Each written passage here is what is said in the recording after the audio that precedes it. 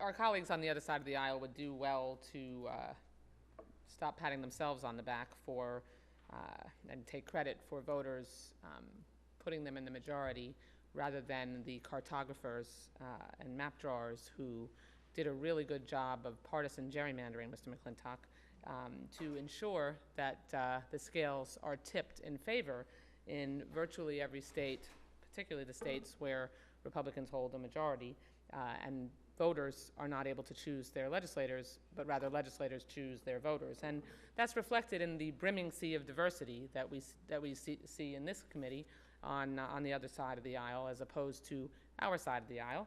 And that also is reflective of the difference dramatically in the policies that result in how we govern. So please spare us the political advice. That having been said, I think it's important to note that Mr. Hall indicated that the slack in our economy is mainly attributed to the available labor force, largely attributed, as you said, Mr. Hall, to retirement of baby boomers and the stability of women in the workforce. Is that right? Well, that's right. And by stability, I mean that in the 1990s, we had this great period of where women's labor force participation was growing very quickly, and we had significantly more economic growth as a result. And they've sort of closed that gap, and it's now sort of holding. So we're no longer getting that faster growth. But you did indicate in your opening statement that primarily the slack in the economy is attributed to those two things. Well, right, yeah, and really I think I was trying to refer to the potential growth, the long-term growth of the economy. But yes, I did talk about those two things. Thank you.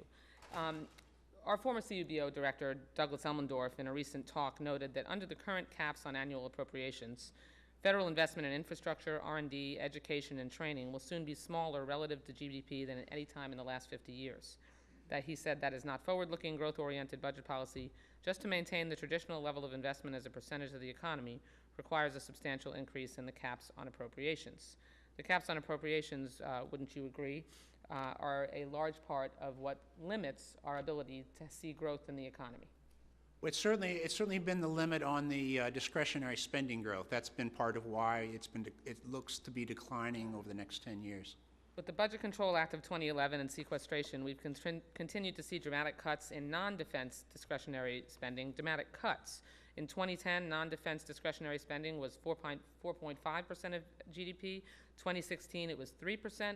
It is projected that in 2027, non-defense discretionary spending will only be 2.4% of GDP. And furthermore, investment in infrastructure as a percent of GDP has dropped from 0.8% in 1980 to 0.5% in 2015.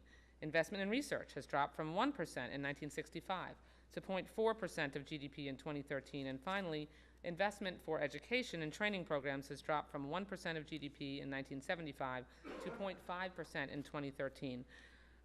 Director Hall, do you agree with your predecessor that capping investment in research, infrastructure, and education is incompatible with a budget policy that promotes growth in the American economy? And shouldn't we aim each year to include a certain percentage of spending on discretionary programs that promote economic growth, especially given the President's Muslim ban, which will, among other things, keep thought leaders in research and development out of our country and hurt our economy?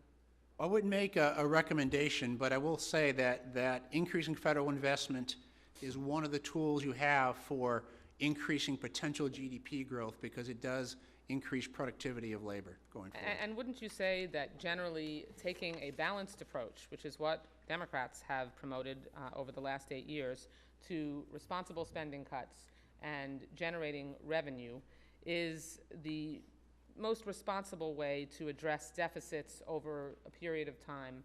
And wouldn't you also say that when it comes to dealing with our debt, that there is a dramatically negative impact on our overall economy when we threaten, as a Congress, to potentially not pay our bills? I certainly say, however Congress decides to address the deficit, if they address it in a broader fashion, they need to make less dramatic changes in any one thing. So that does seem like that's a strategy certainly Congress could take. Thank you very much. I yield back the balance of my time. Generally.